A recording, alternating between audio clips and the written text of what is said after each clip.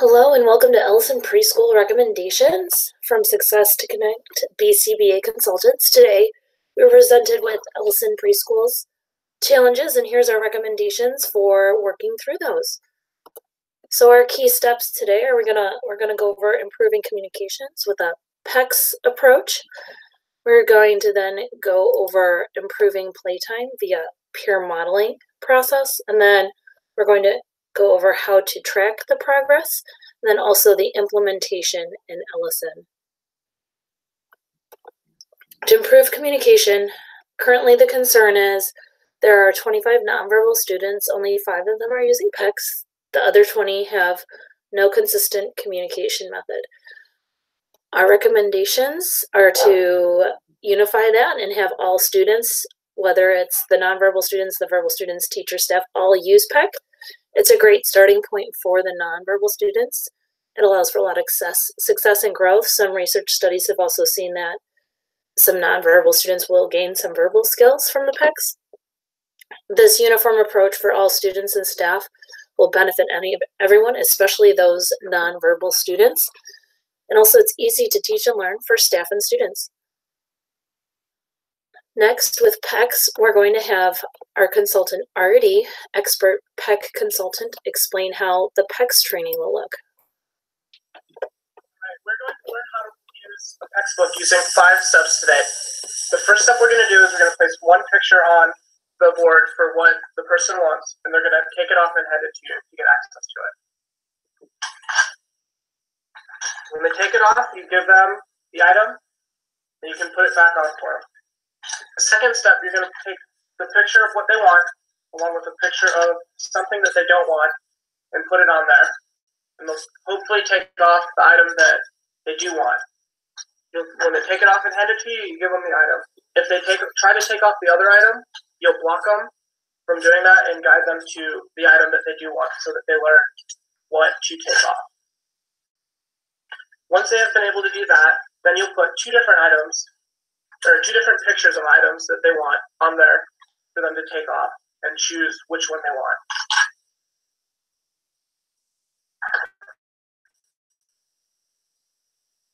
You'll continue to reinforce them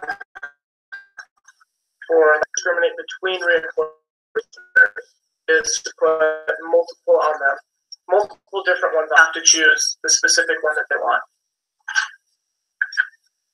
If they choose a different one than what you have, make sure you have all of those items available so that once they're looking for that, or once they request it, you can give it to them immediately. After they've been able to do that on the book, on the cover of the book, you'll start to put them inside the book and organize the pages based on different types of activities or different foods, stuff like that, so that they can open the book and start to learn how to search through it.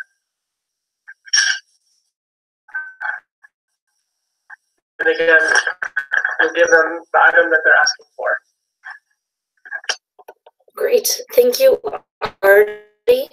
So that, again, I build from one and a whole variety of things, giving a communication way for those nonverbal students. Next up, we are going to talk about playtime. The concerns flagged to us were that currently during playtime, there's fighting over toys, and there's tantrums for wanting a toy or a toy being taken away. Our recommendations for this is teaching and sharing via peer modeling. It's a great way to incorporate peer interactions into playtime, usually a big focus for children with special needs. Model appropriate play behavior that can be by the adults or the peers, incredibly implemented into any activity, game, or any type of toy. And it allows the child to visually see and fully understand what appropriate sharing looks like and sounds like. To help us with peer modeling, we're going to have Cassie, our expert consultant on peer modeling, explain that to us. Hi there, my name is Cassie, and I am here to give you a brief introduction into what the train implement peer modeling for sharing in a classroom setting. So the basis of this intervention is to use a model of sharing that incorporates peers into the teaching of sharing. And so I would start by sitting down with the student that I'm working on sharing with and 2 to 3 peers. This kind of gives me the chance to talk about the importance of sharing and why we share, and that when we share, we get a chance with toys that we want to play with. Our friends get a chance with toys that they want to play with, and I really promote the positives of sharing. I would then use that model to incorporate peers, and I would ask for a toy that a peer has. I would say, Jimmy, can I have a turn with the car you're using? And if and when Jimmy gives me the toy, I would say, thanks for sharing, that's so nice. And if he asks me for a turn with the toy I would respond appropriately by giving him a turn. And so this model really gives you a chance to build a picture of what sharing looks like and showing the student how sharing works and the interaction between him and his peers and what it will look like when he shares.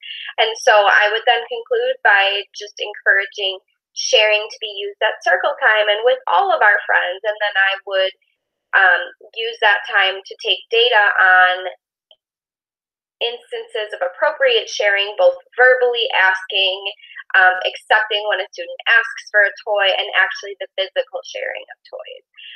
Like I said, this is just a little glimpse into it, but just to kind of get you thinking about what the peer modeling of sharing might look like and how it might be useful in your classrooms. Thank you.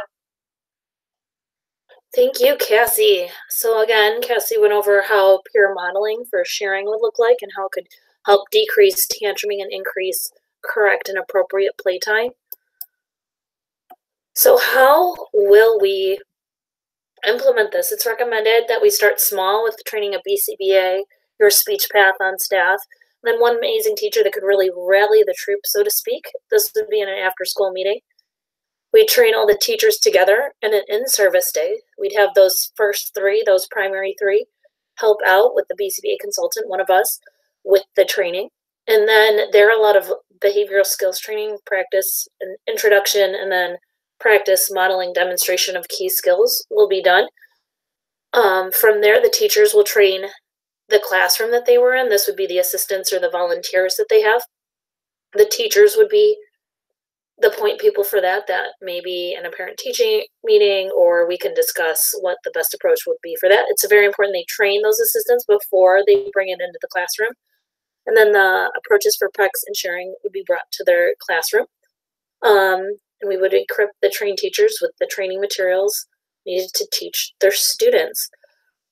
What's very important in this implementation and process is taking the data.